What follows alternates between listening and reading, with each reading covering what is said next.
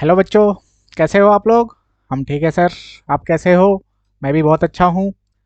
तो आज की क्लास स्टार्ट करते हैं हम लोग।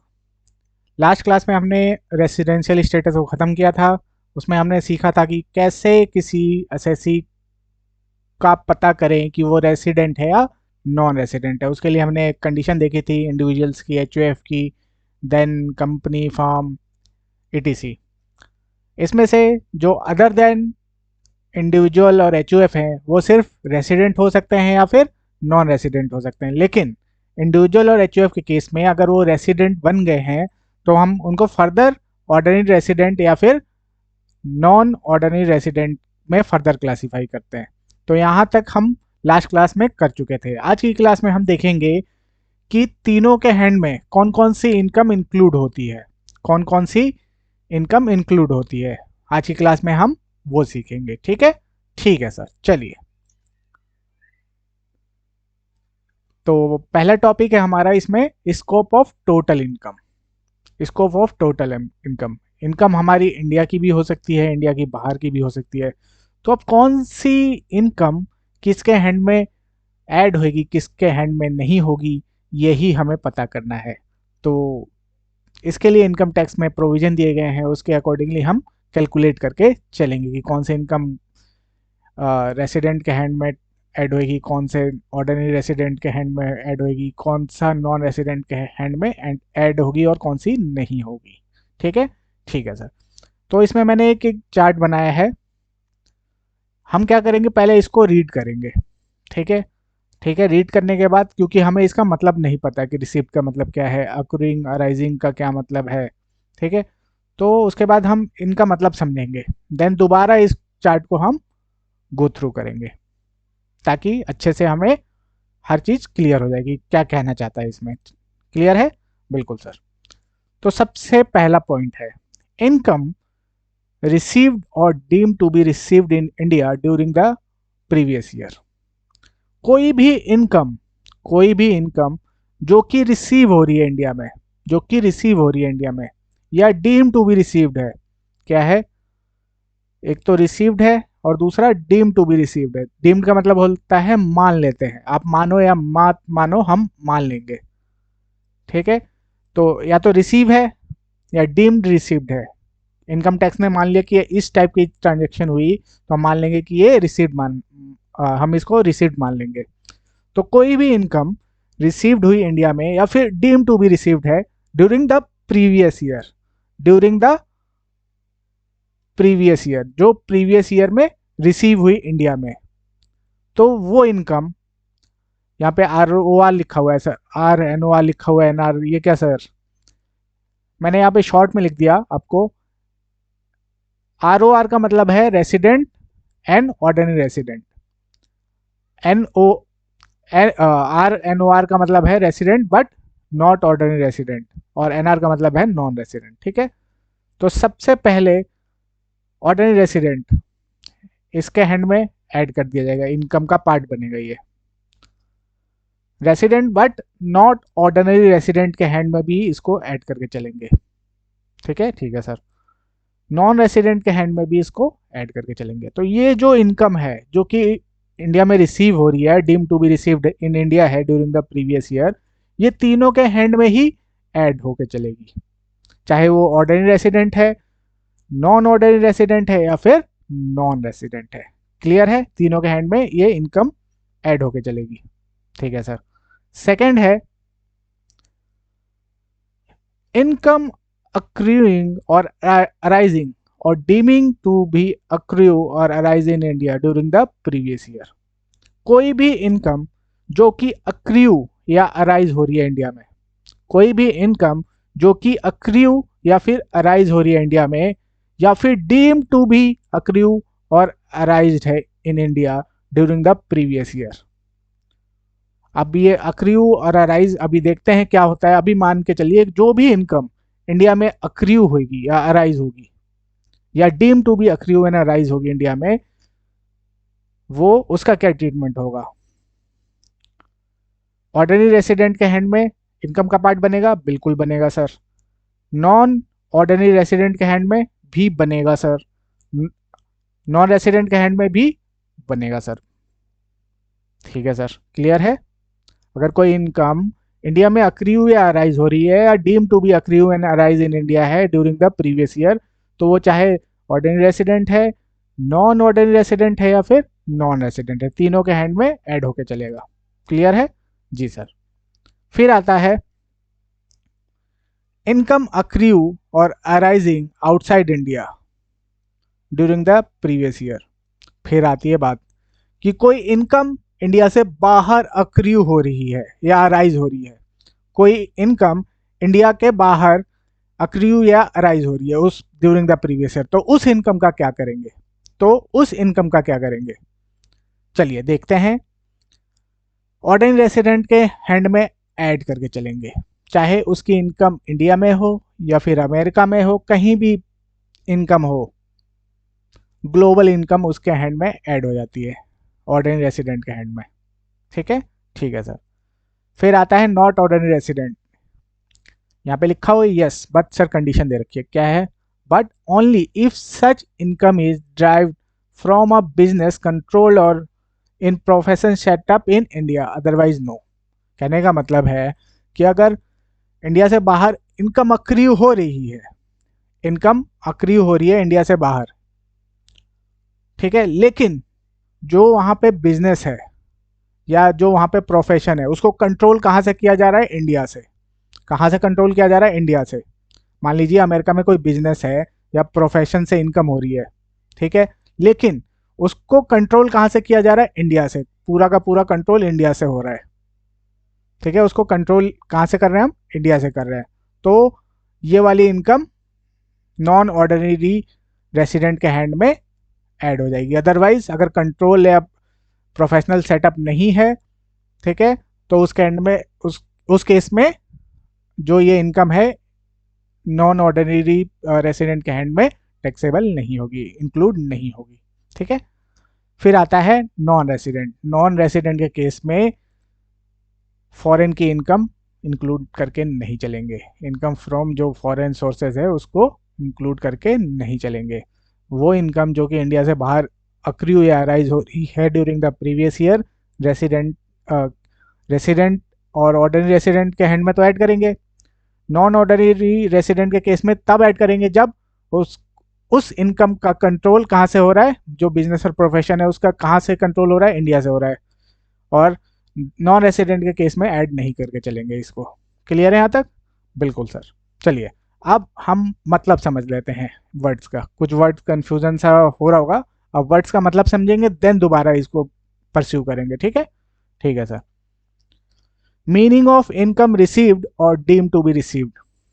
All assessees are liable to tax in respect of income received or deemed to be received by them in India during the previous year. During the previous year, कोई भी income India में आ रही है during the previous year, पुराने साल का अगर आप लेके आ रहे हैं तो उसका कोई ट्रीटमेंट नहीं करना है, उसका कोई ट्रीटमेंट नहीं करना है, ड्यूरिंग द प्रीवियस ईयर होना चाहिए। ठीक है। और डीम टू बी रिसीव। ठीक है सर, ये तो बता दिया था आपने। The receipt of income refer to only the first occasion when the recipient get money under control, under his control. जो रिसिप्ट है हम पहली बार ही रिसिप्ट को देखेंगे कि जो फर्स्ट टाइम रिसीव किया उसने वो क्या इंडिया में किया, इंडिया से बाहर किया। मान लीजिए कोई फॉरेन में इनकम हुई मुझे, मान लीजिए कनाडा में कोई इनकम हुई और वहीं के बैंक में मुझे रिसीव, मैंने उसको वहीं के अपने कनाडा के बैंक में उसको रिसीव किया, देन उसको इंडिया में ट्रांसफ़र किया, तो जो सबक्वेंट ट्रांसफ़र है इसको हम रिसीव्ड इन इंडिया नहीं मानेंगे। अगर फॉरेन में इनकम अर्न करी होती और फॉरेन में इनकम अर्न करके लेकिन रिसीव सीधा हमने इंडिया में किया होता, अक्रू अर्न कहाँ पे किया हमने? कनाडा में, और लेकिन जो पैसा मिला सीधा हमें इंडिया के अकाउंट में मिला, तो इस टाइप के ट्रांजैक्शन को हम मानेंगे कि रिसीव्ड इन इंडिया है। जो फर्स्ट टाइम ट्रांजैक्शन है, फर्स्ट टाइम जब पैसा मिल रहा है वो इम्पोर्टेंट है। एक बार पैसा आ गया उसके बाद सबक्वेंट रिमिटेंस या ट्रांसफ़र को हम ये रिसीव्ड इन इंडिया नहीं मानेंगे। ठीक है। जैसे फॉर एग्जांपल यूएसए में कोई इनकम हुई मुझे, ठीक है, यूएसए में ही मैंने पैसा रिसीव कर लिया, फिर उसको ट्रांसफर कर दिया मैंने इंडिया में, उस पैसे को रिसीव करके ट्रांसफर कर दिया इंडिया, तो इसको क्या हम रिसीव्ड इन इंडिया मानेंगे? इसको इनकम मानेंगे? नहीं मानेंगे। तो फिर किसको मानेंगे सर? इसको मानने के लिए यूएसए में इनकम हुई, लेकिन सीधा रिसीव जो पहली बार रिसीव कर रहे हैं हम, वो कहाँ पे होना चाहिए? इंडिया में होना चाहिए, इंडिया में होना चाहिए, ठीक है। अगर ये है इनकम वहां पे हुई लेकिन सीधा मैं अपने इंडिया के अकाउंट में ले रहा हूं, तो उसको मानेंगे कि रिसीव्ड इन इंडिया है, और वो इनकम का पार्ट बन जाएगी। क्लियर है? बिल्कुल सर।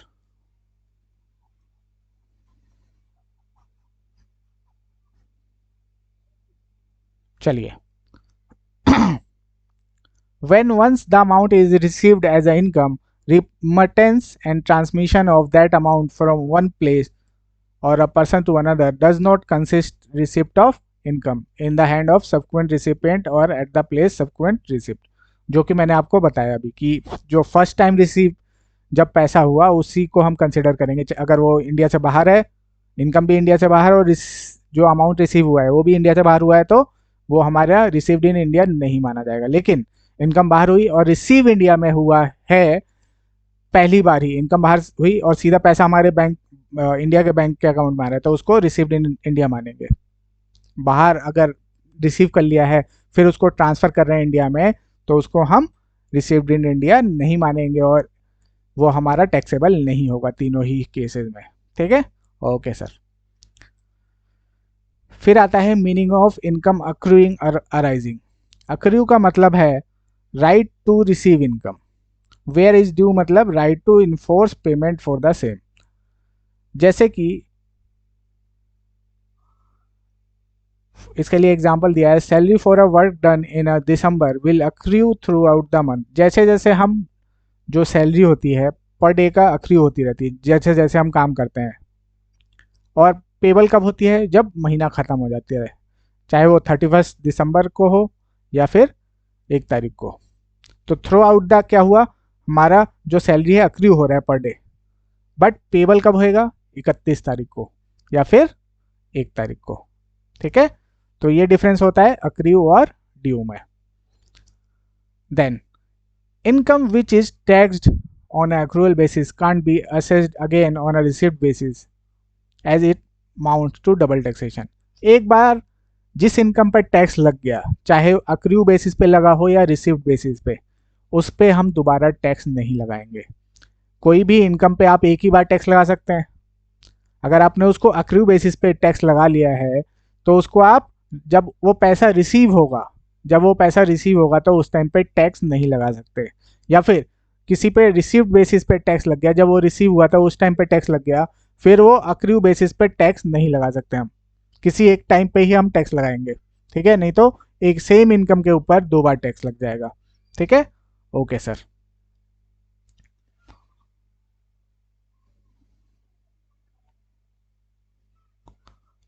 अब इसमें आता है, एक तो हो गया सर कि इनकम अक्रू और अराइज इन इंडिया, मतलब कोई भी कोई भी इनकम जो मैं इंडिया में अर्न कर रहा हूँ उसको आप मान लीजिए कि वो क्या है, इनकम अक्रू और अराइज इन इंडिया।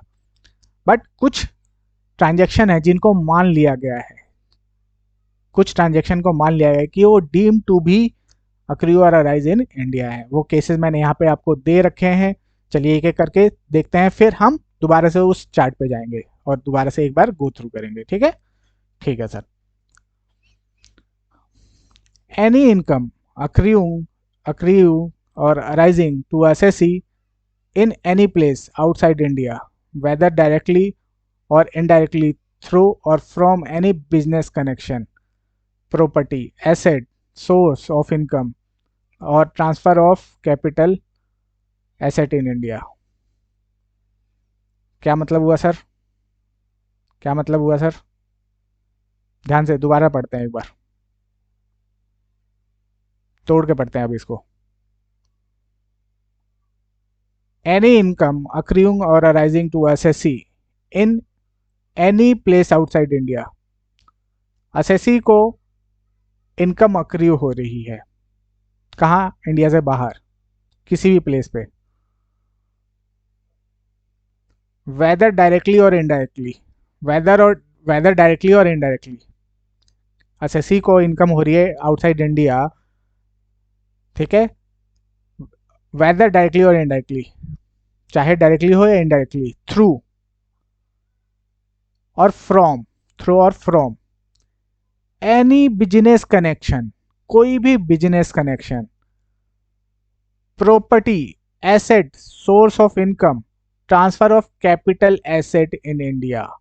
कहने का मतलब अगर कोई भी बिजनेस कनेक्शन हुआ इंडिया से, कोई भी प्रॉपर्टी से कनेक्शन हुआ इंडिया के, कोई भी एसेट से कनेक्शन हुआ इंडिया के, किसी भी source of income in India, या फिर ट्रांसफर ऑफ कैपिटल एसेट जो कि है इन इंडिया, अगर इसके थ्रू बाहर इनकम अक्रू हो रही है, चाहे डायरेक्टली या इनडायरेक्टली, तो उसको मानेंगे कि वो इनकम कहाँ अक्रू हो रही है, इंडिया में हो रही है। मान लीजिए यहाँ पे कोई प्रॉपर्टी है, उसको सेल किया, बट बोला कि आप मुझे पेमेंट वहीं पे फॉरेन में कीजिए, तो इनकम अक्रू कहाँ हुई, मतलब रिसीव कहाँ हुई सर, बाहर हुई, बट इसको मान लेंगे कि इनकम कहाँ पे हुई, इंडिया में अक्रू और अराइज हुई, इसको डीम कर लेंगे। क्यों? क्योंकि कैपिटल एसेट इंडिया में है। तो कोई भी business connection, property, asset, source of income और ट्रांसफर ऑफ कैपिटल एसेट जो कि इंडिया में है, उसके थ्रू कोई भी इनकम अराइज हो रही है, अर्न कर रहा है एसएससी आउटसाइड इंडिया, डायरेक्टली या इनडायरेक्टली, तो वो उसको मान लेंगे कि वो इनकम कहाँ अराइज हुई है, इंडिया में हुई है। क्लियर है? बिल्कुल सर। फिर आता है हमारा second point, income from salary earn in India. अगर कोई भी सैलरी जो कि अर्न करी है हमने इंडिया में, तो वो उसको हम मान लेंगे कि वो क्या है, डीम टू अक्रू और अराइज इन इंडिया है। वो इनकम क्या है, डीम टू अक्रू और अराइज इन इंडिया है। अब sir salary earn in India कैसे मानेंगे? अगर वो अपनी सर्विसेज इंडिया में दे रहा है तो मान लेंगे कि उसने सैलरी कहाँ अर्न करी है, इंडिया में करी है। Salary payable for service rendered in India would be treated as earn in India. अगर उसने अपनी सर्विसेज इंडिया में दी है और उसके बदले सैलरी मिली है उसको, तो मान के चलेंगे कि वो सैलरी इंडिया में अर्न करी है उसने। क्लियर है? बिल्कुल सर। उसके बाद थर्ड पॉइंट आता है हमारा, income from salary which is payable by government to a citizen of India for services rendered outside. अगर कोई भी सैलरी दे रही है government of India Indian citizen को, किसको, इंडियन सिटीजन को, जो कि अपनी सर्विसेज दे रहा है इंडिया के बाहर, जैसे एम्बेसी वगैरह होते हैं, तो इंडियन एम्बेसी फॉरेन के देशों में होता है बना हुआ, सेम जैसे आप यहाँ पे चले जाओगे, केंद्रीय सचिवालय मेट्रो है दिल्ली में, वहाँ से आप उतर के जब बाहर जाएंगे तो देखेंगे कि हर देश की एम्बेसी बनी हुई है लाइन से, वो अपने देश को रिप्रेजेंट करते हैं। अगर वहाँ वहाँ पे वहाँ के सिटीजन्स को कोई दिक्कत आ रही है तो जाके सीधा वहाँ पे कांटेक्ट करते हैं। तो सेम उसी तरह से इंडिया के भी एम्बेसीज हर कंट्रीज़ में है जो कि इंडिया को रिप्रेजेंट करते हैं वहाँ पे। तो वहाँ पे ऑफिसर चाहिए, तो उन, हाँ चाहिए सर, तो उनकी सैलरी जाती है, गवर्नमेंट ऑफ इंडिया सैलरी देती है और वो इंडियन सिटीजन है। हाँ सर। तो जो सैलरी पे कर रहे हैं, जो सैलरी हम पे कर रहे हैं, सेंट्रल गवर्नमेंट पे कर रही है उनको, वो माना जाएगा कि इंडिया में अराइज और अक्री हुई है। हाँ ठीक है सर। ठीक है, क्लियर है? बिल्कुल sir. However, allowance and perquisite paid or allowed outside India by government to Indian citizen for a service rendered outside India is exempt by virtue of section 10(7).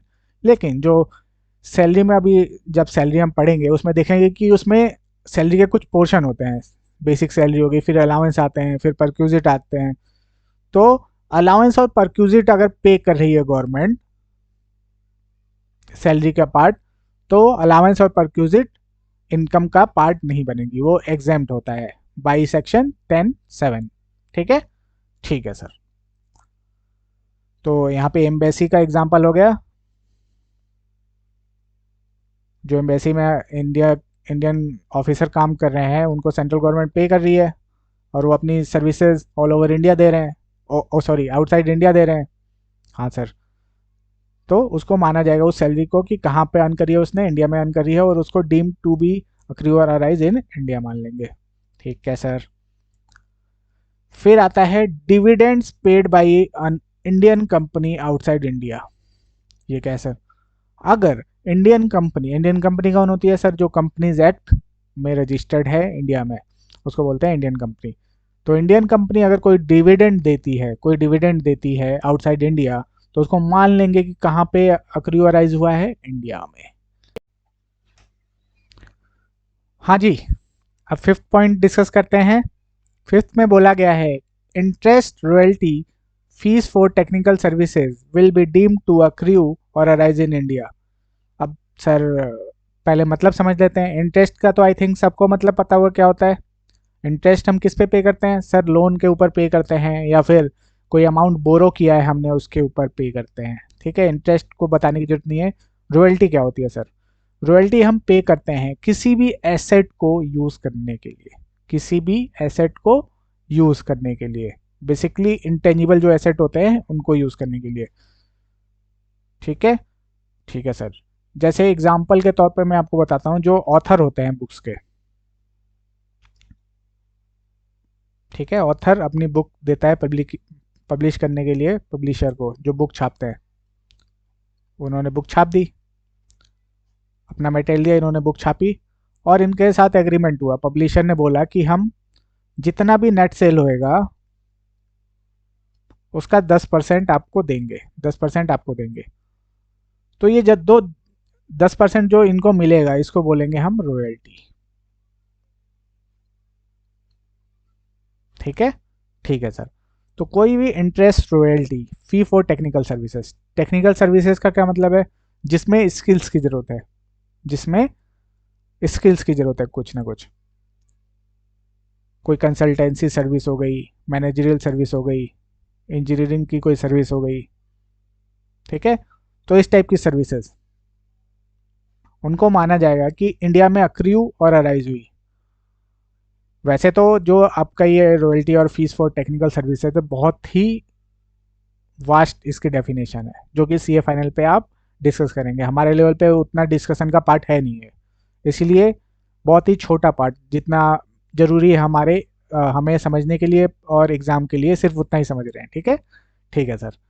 तो इंटरेस्ट रॉयल्टी और fee for technical services will be deemed to accrue और arise in India if they are payable by the government. कौन सी government sir? India की government. A person who is resident in India. ठीक है, अभी पीछे वाली लाइन छोड़ देना। और a person who is non resident of India.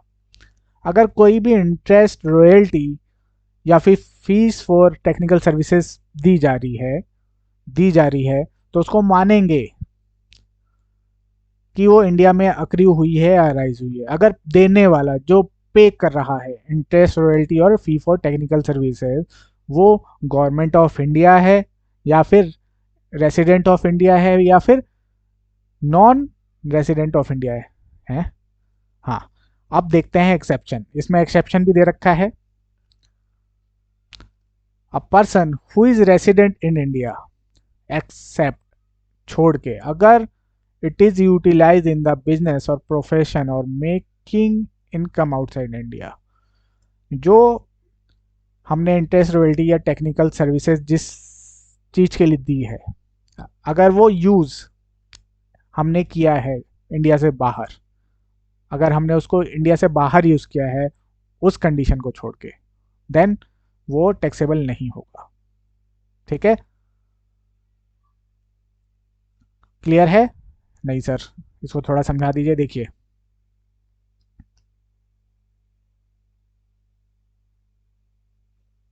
ये मिस्टर ए है, ये इंडिया में बैठे हुए हैं मिस्टर बी। ठीक है। ठीक है सर। तो मिस्टर बी ने क्या किया? कोई लोन लिया। ठीक है, उसका इंटरेस्ट पे कर रहे हैं इसको। ठीक है सर, इंटरेस्ट पे कर रहे हैं, तो इंटरेस्ट को हम क्या बोल देंगे कि कहाँ पे अक्रू अराइज हुआ है, इंडिया में अक्रू अराइज हुआ है। लेकिन जो मिस्टर बी ने जो लोन लिया है, इसका यूज करते हैं वो यूएसए में बिजनेस सेटअप करने के लिए, यूएसए में बिजनेस सेटअप करने के लिए, इंडिया से बाहर यूज कर रहे हैं उसका। तो उस केस में उसको हम नहीं मानेंगे कि वो इंडिया में अक्रू और अराइज हुआ है, जो इंटरेस्ट है, जो इंटरेस्ट पे किया है। ठीक है, क्लियर है। मतलब जो सर्विसेज ली है, जो लोन लिया है या फिर फी फॉर टेक्निकल सर्विसेज है या रॉयल्टी है, ये जो सर्विसेज है या लोन है, अगर हम यूज कर रहे हैं इंडिया के बाहर, इंडिया के बाहर यूज कर रहे हैं, तो फिर वो इंटरेस्ट, रॉयल्टी और technique fees for technical services इसके हैंड में, इंडिया में नहीं माना जाएगा। इसके हैंड में इनकम किसकी है, इसकी इनकम है सर। ये नहीं माना जाएगा कि इंडिया में अक्रू अराइज हुई है। अगर लेकिन इंडिया में ही इसका यूज कर लेता उस लोन का, तो मान लेते कि ये इनकम कहाँ अक्रू हुई है, इंडिया में ही अक्रू हुई है, और मिस्टर ए के हैंड में इसको ऐड करके चलते हैं हम। क्लियर है, ठीक है सर। फिर आता है a person who is non resident only where it is utilized in the business or profession or making income in India। यहाँ पे केस उल्टा है, यहाँ पे केस उल्टा है। यहाँ पे केस क्या है, मिस्टर ए है, मिस्टर बी है। ठीक है, ये भी नॉन रेसिडेंट, ये भी नॉन रेसिडेंट। ठीक है, ठीक है सर। मिस्टर ए ने कुछ लोन दिया इनको, और ये इसका इंटरेस्ट पे कर रहे हैं। तो दोनों इंडिया के बाहर है, हमें क्या मतलब है सर। ये एक इंडिया में है, एक एक यूएसए में है, एक कनाडा में, हमें कोई मतलब नहीं है। लेकिन जो मिस्टर बी है वो क्या करता है, उस लोन का यूज करता है इंडिया में बिजनेस बनाने के लिए, बिजनेस सेटअप करने के लिए या प्रोफेशन सेटअप करने के लिए। अगर ऐसा केस है, ऊपर क्या था, उल्टा था एकदम। यहाँ पे क्या केस है, दोनों ही नॉन रेसिडेंट है, दोनों ही नॉन रेसिडेंट है, और जिसने लोन लिया है मिस्टर बी ने, वो क्या करता है, उस लोन के पैसे से इंडिया में बिजनेस स्टार्ट करता है। तो इस केस में मिस्टर ए की जो इनकम है वो मान लेंगे कि कहाँ अक्रू हुई है, इंडिया में अक्रू और अराइज हुई है। ठीक है, ठीक है sir. Except interest on money borrowed by non resident for any other purpose in India other than a business or profession will not deem to be accrue or arise in India। Loan के case में क्या है, loan के case में क्या है कि सिर्फ बिजनेस और प्रोफेशन के लिए ही यूज होना चाहिए। अगर उसका यूज किसी और, इंडिया में मान लीजिए बिजनेस और प्रोफेशन की जगह वो किसी कंपनी के शेयर खरीद लेता है जिससे डिविडेंड आता है, वो एग्जेम्प्ट हो जाएगा, वो एग्जेम्प्ट हो जाएगा। सिर्फ लोन के केस में बिजनेस और प्रोफेशन अगर इंडिया में खोला है, तो ही जो इंटरेस्ट होगा वो इंडिया में डीम टू अक्रू और राइज माना जाएगा। और सर बाकी रॉयल्टी और टेक्निकल फी के केस में, टेक्निकल फीस और रॉयल्टी के केस में अगर कोई अदर सोर्स ऑफ इनकम भी बिजनेस प्रोफेशन के अलावा भी किसी और सोर्स के लिए यूज़ करता है इंडिया में, तो भी उसको मान लेंगे कि वो इंडिया में अक्रू अराइज हुआ है। ठीक है, ये सिर्फ लोन के केस में है, ये सिर्फ लोन के केस में है। ठीक है, ठीक है सर। यहाँ पे एग्जांपल भी दे रखा है, जैसे कि if a non resident A एक नॉन रेसिडेंट है, borrow money from a non resident B, non resident B है, and invest the same in a share of Indian company, खरीद के क्या करता है, इंडियन कंपनी के शेयर ले लेता है। Interest payable by A to B, अब ए क्या करता है, इंटरेस्ट पे करता है बी को। तो ये जो इंटरेस्ट है बी के हैंड में, इंडिया में अक्रू नहीं माना जाएगा, अक्रू नहीं माना जाएगा। क्यों, क्योंकि अदर देन बिजनेस और प्रोफेशन है। यही अगर इसने बिजनेस या प्रोफेशन में लगाया होता है ये लोन का पैसा, तो फिर जो इंटरेस्ट पे कर रहा है उसको मान लेते कि ये डीम टू अक्रू और अराइज इन इंडिया है। लेकिन रॉयल्टी और टेक्निकल फीस के केस में ऐसा नहीं है। Technical fee for technical services और रॉयल्टी के केस में ऐसा नहीं है। उस केस में अगर any other source of income में के लिए भी अगर यूज़ कर रहा है, तो भी वो क्या बन जाएगा, मान लिया जाएगा कि अक्रू इन इंडिया और डीम टू अक्रू और अराइज इन इंडिया है। ठीक है, ठीक है सर, चलिए। और लास्ट है हमारा, इतना इंपॉर्टेंट नहीं है बट ठीक है डिस्कस कर लेते हैं। Income arising outside India, being any sum of money paid without consideration by Indian resident to non-corporate, non-resident or foreign company or to NOR if the aggregate of such sum received is 50,000 rupees। क्या मतलब हुआ sir? Indian resident है, ये क्या करता है? पे करता है किसको? Non corporate. नॉन कॉर्पोरेट कौन हो गए सर? कंपनी को छोड़ के नॉन रेसिडेंट, या फिर और फॉरेन कंपनी और नॉट ऑर्डिनरी रेसिडेंट, इनको अगर पे करता है, इनमें से किसी को भी पे करता है इंडियन रेसिडेंट, कहाँ पे करता है? Outside India, outside India without consideration. Without consideration का क्या मतलब है सर? उस पैसे के बदले मुझे कुछ मिल नहीं रहा है, मैंने तो दे दिया बट उधर से मुझे कुछ नहीं मिल रहा है। जब भी हम कोई सामान परचेज या सेल करते हैं या कोई सर्विसेज लेते हैं तो सामान पे कर रहे हैं, हम बदले में सामान ले रहे हैं, बट यहाँ पे कोई कंसिडरेशन नहीं मिल रही है। मैंने पैसा दे दिया बट कोई कंसिडरेशन नहीं मिला मुझे। अगर ये जो पैसा पे किया विदाउट कंसिडरेशन पूरे साल में 50,000 से एक्सीड कर जाता है, 50,000 से एक्सीड कर जाता है, तो ये इसको भी मान लेंगे कि ये डीम टू अक्रू और अराइज इन इंडिया है। क्लियर है? बिल्कुल सर। अब ये थे हमारे डीम टू अक्रू और अराइज वाले केसेस। अब हम जो चार्ट है उसको एक बार दोबारा से गो थ्रू करते हैं।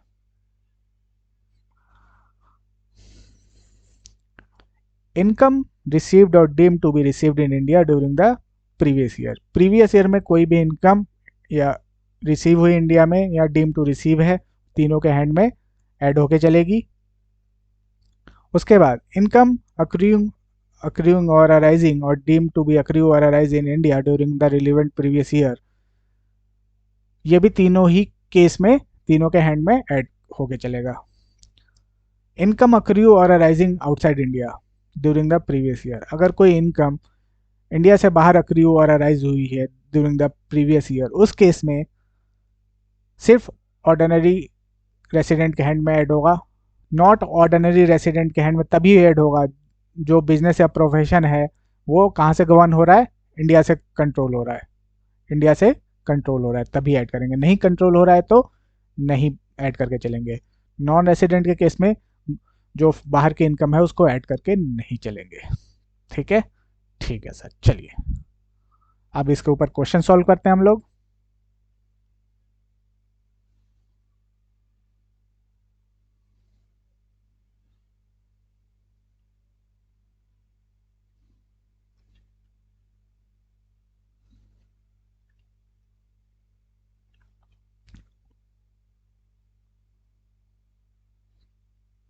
चलिए,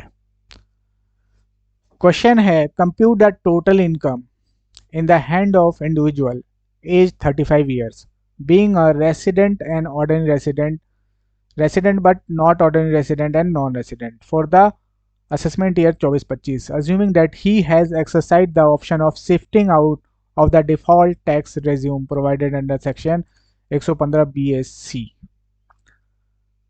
तो क्वेश्चन बोलता है कि मिस्टर, नाम नहीं लिखा है, इंडिविजुअल है, उसकी उम्र है 35 ईयर्स और हमें तीनों केस में एक बार मानना है कि वो ऑर्डिनरी रेसिडेंट है, एक बार मानना है कि वो नॉट ऑर्डिनरी रेसिडेंट है और एक बार मानेंगे कि वो नॉन रेसिडेंट है। तीनों ही केसेस में मान के निकालना है कि वो कितनी इनकम आ रही है। और उसने क्या किया है, जो हमने बेसिक कॉन्सेप्ट में पढ़ा था कि दो टैक्स रिज्यूम होता है, ओल्ड न्यू, डिफ़ॉल्ट और ऑप्शनल, तो उसने क्या चूज़ किया है? ऑप्शनल वाला, जो 115 बीएसई में डिफ़ॉल्ट वाला है उससे चूज़ ना करके ऑप्शनल वाला चूज़ किया है, तो कैलकुलेट करना है। तो इसमें टैक्स वगैरह तो कुछ कैलकुलेट करना नहीं है, हमें टैक्स बताना, इनकम बतानी है कितनी बन रही है। चलिए बताते हैं। ये अराउंड 15-20 इनकम है। तो मैंने क्या किया है, इसको नीचे ही यहाँ पे ऐसे बना लिया है, ठीक है, ताकि करने में आसानी रहेगा हमें। इसमें अमाउंट भरते जाएंगे और साथ साथ लॉजिक समझते जाएंगे क्या लॉजिक है।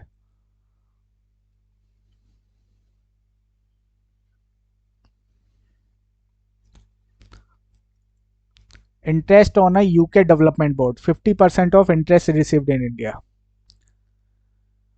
इंटरेस्ट मिला हमें यूके डेवलपमेंट बोर्ड का, ठीक है, 10,000 रुपये।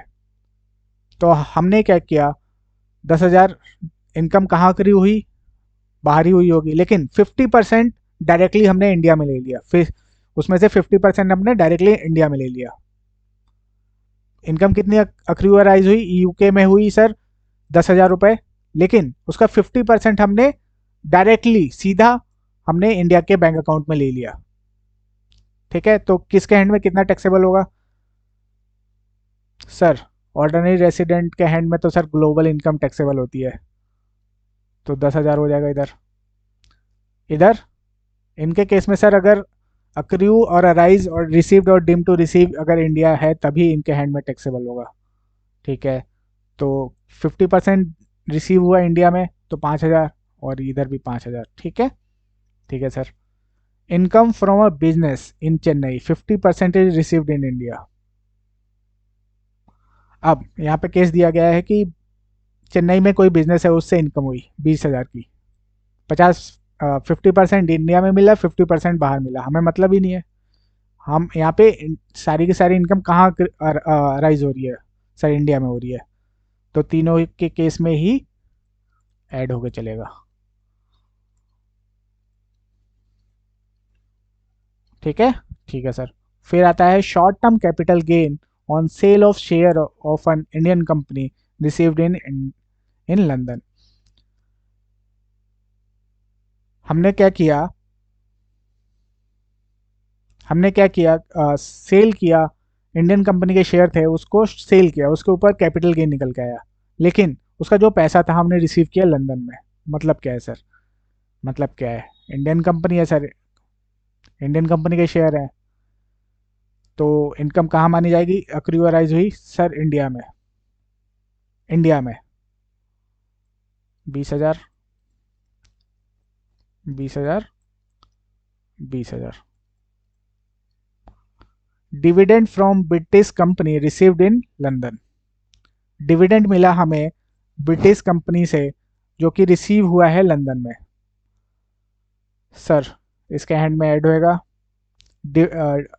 अक्रू कहाँ हुआ है सर, अन कहाँ हुई है इनकम सर, ब्रिटिश में हुआ है, और रिसीव कहाँ हुआ है वो भी सर बाहर ही हुआ है, तो इन दोनों के केस में ऐड नहीं होगा, इन दोनों के केस में ऐड नहीं होगा। Long term capital gain on a sale of plant at Germany, 50% of gain are received in India. Germany में कोई प्लांट था उसको हमने सेल कर दिया, और उसका 50% जो प्रॉफिट था वो इंडिया में ले आए, ठीक है सर। इसके में तो पूरा ही होगा सर, इसके में 50% होगा जितना रिसीव किया हमने इंडिया में। हाँ जी, नेक्स्ट है हमारा income earn from business in Germany which is controlled in Delhi, control from Delhi, 40,000 is received in India. कोई बिजनेस है हमारा जर्मनी में, वहाँ पे कोई इनकम हो रही है, और वो जो बिजनेस है कहाँ से कंट्रोल हो रहा है, इंडिया से कंट्रोल हो रहा है। कहाँ से कंट्रोल हो रहा है, इंडिया से कंट्रोल हो रहा है, ठीक है। तो 70,000 टोटल इनकम अर्न हुई, उसमें से 40,000 डायरेक्टली हम इंडिया के बैंक अकाउंट में रिसीव कर लिया, हमने 40,000 इंडिया में रिसीव कर लिया डायरेक्टली फर्स्ट टाइम, ठीक है। तो इस केस में सर 70,000 तो इसके हैंड में होना ही है। इसके हैंड में तभी होता है सर अगर जो बाहर की इनकम है वो बिजनेस या प्रोफेशन से हो, और कंट्रोल कहाँ से हो रहा है, इंडिया से हो रहा है, तो इस केस में इसके हैंड में भी ऐड हो जाएगा। इसके हैंड में कितना होगा, 40, जितना रिसीव हुआ है डायरेक्टली इंडिया में। फिर आता है profit from a business in Delhi but manage entirely from London. मतलब क्या है, दिल्ली में कोई बिजनेस है, आप कहीं से भी मैनेज करो, हमें क्या मतलब है, सबके हैंड में टैक्सेबल हो जाएगा sir.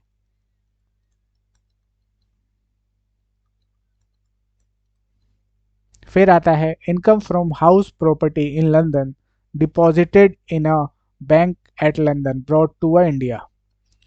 Income from a house property in London deposited in a bank at London brought to India computed. London में कोई हमारी हाउस प्रॉपर्टी थी, उससे इनकम आई, हमने वहीं के लंदन के बैंक अकाउंट में जमा किया, फिर वहां से क्या किया, इंडिया में ट्रांसफर किया। तो सर सिर्फ इसके हैंड में होगा, इन दोनों के हैंड में नहीं होगा। क्यों? क्योंकि यहाँ पे जो रिसीव हुआ है पैसा, इनकम भी बाहर अक्री हुई है और रिसीव भी लंदन में हुआ है। हम एक बार जब वहाँ पैसा उस लंदन के बैंक अकाउंट में आ गया, फिर वहाँ से इंडिया में ट्रांसफ़र कर रहे हैं, तो सबक्वेंट ट्रांसफ़र को हम रिसीव्ड इन इंडिया नहीं मानते हैं, इसीलिए इन दोनों के हैंड में ऐड नहीं होगा। ठीक है, ओके सर।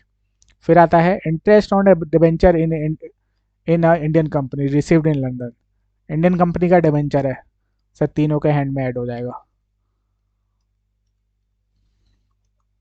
ठीक है, ठीक है सर। फिर आता है हमारा फी for technical services rendered in India but received in London. हमने कोई फी फॉर टेक्निकल सर्विसेज रेंडर की दी इंडिया में, जिसके बदले हमें क्या मिला, fees milli.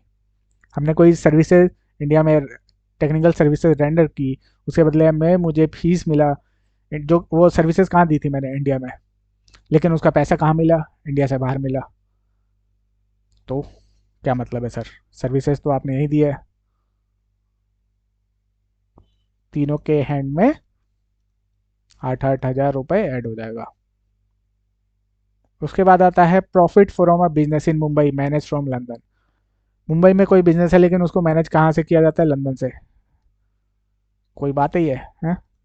26,000, 26,000, 26,000। Income from property situated in Nepal received there computed. Nepal में कोई प्रॉपर्टी है, उससे मुझे रेंट मिला और वहीं पे रिसीव भी हो गया। नेपाल में ही इनकम हुई और वहीं पे रिसीव कर लिया, वहीं के बैंक अकाउंट में। सर सिर्फ इसके हैंड में होएगा, बाकी दोनों के हैंड में नहीं होगा। Past foreign untaxed income brought to India during the previous year. Past का कोई फॉरेन इनकम था, अनटैक्सड इनकम इंडिया में लेकर आए ड्यूरिंग द प्रीवियस ईयर, हमें मतलब नहीं है सर। जो ड्यूरिंग द प्रीवियस ईयर हुआ है, सिर्फ हम वही हमारे लिए रिलेवेंट है। पास्ट ईयर की इनकम लेके आ रहे हैं, हमें मतलब नहीं है उसके लिए। जो इनकम अक्री और रिसीव होनी चाहिए वो करंट ईयर की होनी है, मतलब प्रीवियस ईयर की होनी चाहिए। ठीक है, ठीक है sir. Income from agriculture land in Nepal received there and then bought to India. Nepal में कोई एग्रीकल्चर लैंड थी, उससे इनकम हुई, वहाँ पे हमने नेपाल में ही रिसीव किया, फिर उसके बाद इंडिया में ले आए। सर सिर्फ इसके हैंड में ऐड होएगा, इन दोनों में नहीं होगा। Income from profession in career which was set up in India received there but spend in India. Kenya में कोई प्रोफेशन से इनकम हुई, लेकिन कंट्रोल कहाँ से हो रहा है सर, इंडिया से। वहीं रिसीव हुआ लेकिन इंडिया में स्पेंड किया, तो इस केस में यहाँ पे और यहाँ पे ऐड हो जाएगा, इसके में नहीं होगा, क्योंकि कंट्रोल कहाँ से हो रहा है, इंडिया से हो रहा है, इसलिए। फिर आता है gift received on a occasion of his wedding. उस इंडिविजुअल की शादी हो रही है और उसको शादी पे गिफ्ट मिला, कितनी इनकम होगी सर, किसी के हैंड में ऐड नहीं होगा। क्यों? क्यों सर? शादी के टाइम पे जितना भी गिफ्ट मिलता है सारा का सारा एग्जाम्प्ट होता है, कोई टैक्स नहीं लगता उसके ऊपर। अच्छा सर, हाँ क्लियर है। शादी के टाइम पे जो भी गिफ्ट मिलता है दूल्हे को या दुल्हन को, सारा का सारा एग्जाम्प्ट होता है। अच्छा सर, हमें तो पता ही नहीं था। कोई नहीं, अब पता चल गया। हाँ सर, चलिए। तो उसके बाद है interest on a saving bank deposit in a state bank of India. Interest income है, सेविंग बैंक के ऊपर इंटरेस्ट मिलता है। अब इंडिया में तो सर सब तीनों के ही हैंड में होगा ना सर, कैसी बातें करते हो सर आप भी कभी कभी हैं। इंडिया में बैंक है तो तीनों के हैंड में ही होएगा। Income from a business in Russia control in Russia. Russia में कोई इनकम है, बिजनेस है, वहाँ से इनकम हो रही है और कंट्रोल भी वहीं से हो रहा है। सर सिर्फ इसके हैंड में होगा, बाकी दोनों के हैंड में नहीं होगा। Dividend from Reliance petroleum limited, an Indian company, Indian company से कोई डिविडेंड मिल रहा है, सर तीनों के हैंड में ही होगा।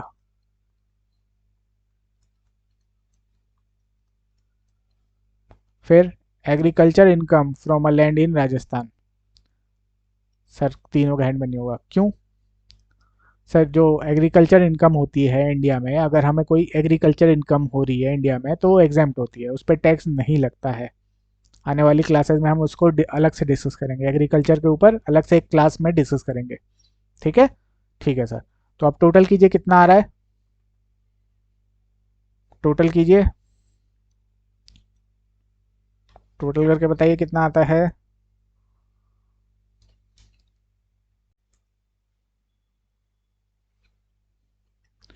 हाँ जी, टोटल किया आपने, कितना आया? टोटल किया बच्चों? कर रहे हैं सर, इतने सारे लाइन आइटम है। चलिए मैं बता देता हूँ। इसका है हमारा 352, 3,52,000। इसका है 2,18,000 और इसका है 183,000। ठीक है, ठीक है सर। उसमें से हम माइनस कर देंगे, एक डिडक्शन होती है 80 TTA की, 10,000 रुपये की। जब डिडक्शन चैप्टर आएगा उस टाइम पे डिस्कस करेंगे। इसमें क्या होता है कि जो हमारा सेविंग बैंक से इंटरेस्ट मिला है वो 10,000 रुपये तक एग्जाम्प्ट होता है, 10,000 तक इनकम का पार्ट नहीं बनता है। मतलब सॉरी, 10,000 तक डिडक्शन मिल जाती है सेक्शन 80 TTA में। तो मान लीजिए मेरी 20,000 इंटरेस्ट इनकम है, तो उसमें 10,000 माइनस हो जाएगा, कौन से सेक्शन में? 80 TTA में, और जो 10,000 बचा उस पर टैक्स लग जाएगा। क्लियर है? तो ये हो जाएगा मेरा 342, 2,08,000, 2,08,000, और ये हो गया 173,000। तो ये हमारा आंसर है। उसके बाद नेक्स्ट क्वेश्चन है हमारा,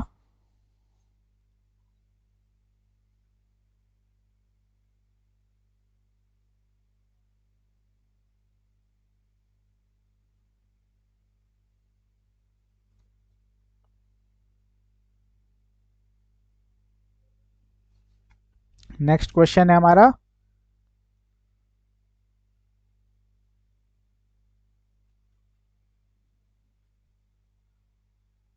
example 11। Mr. Ramesh and Mr. Suresh are brother and they earned the following income during financial year 23-24. Mr. Ramesh settled in Canada in the year 96 and Suresh settled in Delhi. Compute the total income for the assessment year 24-25, assuming that both has exercised the option of shifting out the default tax regime provided under section 115BA। मतलब इन्होंने optional tax regime को choose किया है। तो इस question में सबसे पहले हमें दोनों का स्टेटस निकालना है, रेसिडेंशियल स्टेटस। तो बहुत ही सिंपल है। जो रमेश है, रमेश है वो कनाडा में सेटल हो गए 96 में जाके, तो नॉन रेसिडेंट ही निकल के आएगा, आपको निकालना है। ठीक है, कंडीशन में चेक करके निकाल के चेक करना है। उसके बाद सुरेश, वो दिल्ली में ही सेटल है, तो वो हमारा ऑर्डिनरी रेसिडेंट बन जाएगा, क्योंकि इसमें कुछ लिखा नहीं हुआ, तो ऑर्डिनरी रेसिडेंट मान के चलेंगे कि वो कभी इंडिया से बाहर गया ही नहीं। ठीक है, तो रमेश NR बन जाएगा और हमारा सुरेश क्या बन जाएगा? OR बन जाएगा। और इसके अकॉर्डिंगली हम इस इनकम को जैसे एग्जाम्पल 10 में किया वैसे ही इसको भी सॉल्व करेंगे। ठीक है, सॉल्व करने के बाद ये आपका होमवर्क है। ठीक है, सॉल्व करके आप मुझे बताओगे आंसर क्या आया है। सर इसमें लाइफ इंश्योरेंस प्रीमियम पेड किया है एक, इसको क्या करेंगे हम, इसकी डिडक्शन मिलती है ATC में, 30,000 तक, 1.5 लाख तक की डिडक्शन मिलती है। तो 30,000 दोनों में ही इसने पे किया है, 30,000 माइनस हो जाएगा। और अगर इंटरेस्ट इनकम है तो इंटरेस्ट इनकम की भी 10,000 तक डिडक्शन मिल जाती है। लेकिन अगर सर हमारी जो हमारा इंटरेस्ट है सेविंग बैंक पे वो 5,000 ही है, तो 5,000 तक मिलेगा। जो डिडक्शन है कभी भी इनकम से ज़्यादा नहीं हो सकती। ठीक है, तो ये आपको सॉल्व करना है, ये आपको सॉल्व करना है। सॉल्व करके अगर नहीं कोई पॉइंट समझ में आएगा तो आप मुझसे डिस्कस करेंगे, ठीक है? Okay sir.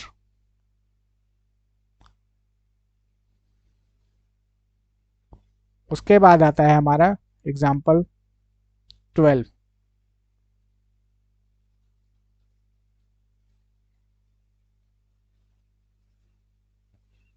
एग्जाम्पल 12, हमें इसमें बताना है examine with the reason whether the following transaction attract income tax in India in the hand of recipient और नॉट। हमें बताना है कि ये इनकम टैक्सेबल होगी या नहीं होगी इंडिया में।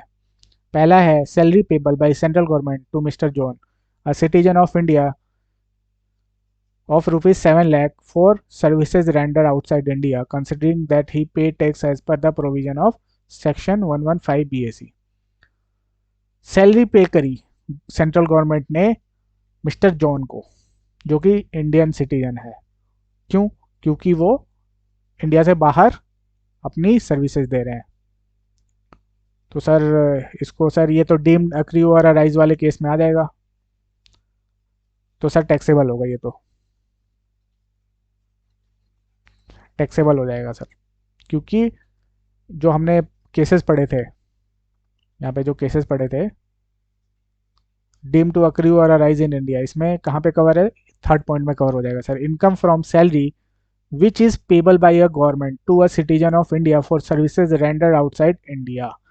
अगर कोई सैलरी पे कर रही है गवर्नमेंट ऑफ इंडिया किसी इंडियन सिटीजन को for services render outside India, तो वो मान के चलेंगे कि इंडिया में अक्रू और अराइज हुई है, ठीक है? ठीक है सर। उसके बाद दूसरा पॉइंट आता है, तो ये टैक्सेबल हो जाएगा हमारा। दूसरा, interest on a money borrowed from outside India 5 lakh by a non resident for the purpose of business with in India से एट मुंबई। नॉन रेसिडेंट ने इंडिया के बाहर से पैसा लिया, नॉन रेसिडेंट ने इंडिया के बाहर से पैसा लिया ताकि वो बिजनेस खोल सके, कहाँ पे? इंडिया में। ताकि वो बिजनेस खोल सके इंडिया में, तो क्या होगा सर? ये भी टैक्सेबल हो जाएगा। मैंने एग्जांपल के साथ समझाया था कि अगर नॉन रेसिडेंट से लोन लेता है, ये मान लीजिए मिस्टर ए है, मिस्टर बी है, ठीक है?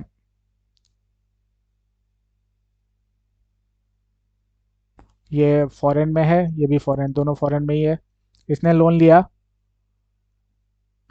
और ये इसके बदले में क्या देगा? इंटरेस्ट देगा। अब जो लोन का पैसा है, अगर ये बिजनेस लगाएगा या प्रोफेशन लगाएगा इंडिया में, तो ये इंटरेस्ट मान लिया जाएगा कि अक्रू और अराइज कहाँ हुई है? इंडिया में हुई है। और अगर ये बिजनेस और प्रोफेशन इंडिया में नहीं लगाता है, इंडिया के बाहर लगाता है, किसी और पर्पस के लिए लगाता है, तो ये जो इंटरेस्ट है इसको हम नहीं मानेंगे कि ये डीम टू अक्रू और अराइज इन इंडिया है। क्लियर है? तो इस केस में क्या होगा सर? ये भी टैक्सेबल हो जाएगा, ठीक है? फिर आता है post office saving bank interest of ₹19,000 received by a resident assessee Mr. Ram, aged 46 years, if he exercised the option of shifting out the default tax regime provided under section ये।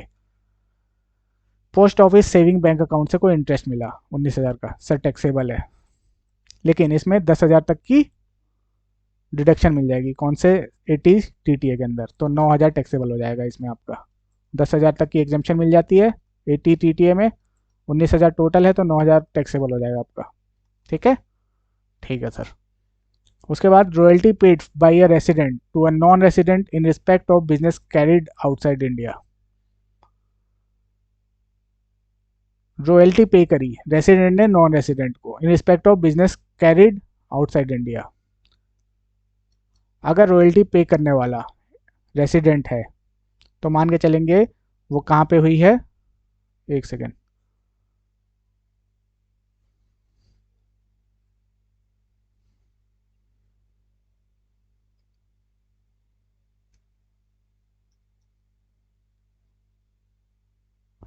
Sorry, royalty paid by a resident to a non resident, resident non resident, इसने royalty pay करी कुछ, ठीक है, non resident को। और ये services जो ली है इसने, यूज़ किया उसको आउटसाइड इंडिया। आउटसाइड इंडिया, अगर इंडिया में करता तो टैक्सेबल होता, लेकिन इसने आउटसाइड इंडिया किया है तो ये टैक्सेबल नहीं होगा, नॉन टैक्सेबल हो जाएगा आपका। ठीक है, ठीक है सर। उसके बाद legal charges of ₹5 lakh paid in Delhi to a lawyer of United Kingdom who visited India to represent a case at the Delhi High Court।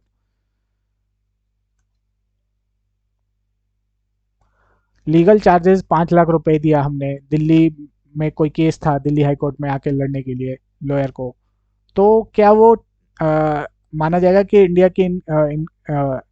India में अक्रू अराइज हुआ है? बिल्कुल सर, वो इंडिया में आके जो केस है इंडिया का है और इंडिया में इनकम अक्रू अराइज हो रही है, इसीलिए मान के चलेंगे ये भी हमारा टैक्सेबल होके चलेगा।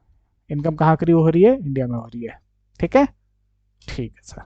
तो ये था हमारा सेकंड चैप्टर, रेसिडेंशियल स्टेटस। उसके उसके उसके बेसिस पे हमने स्कोप ऑफ टोटल इनकम देखा कि कौन सी इनकम किसके हैंड में कितनी इनकम टैक्सेबल होगी।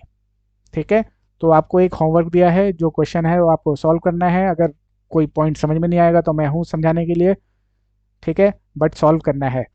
और ये मेरा नंबर है 7631399189।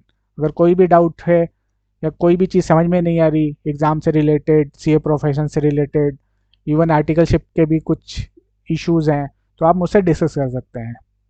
ठीक है, ठीक है सर।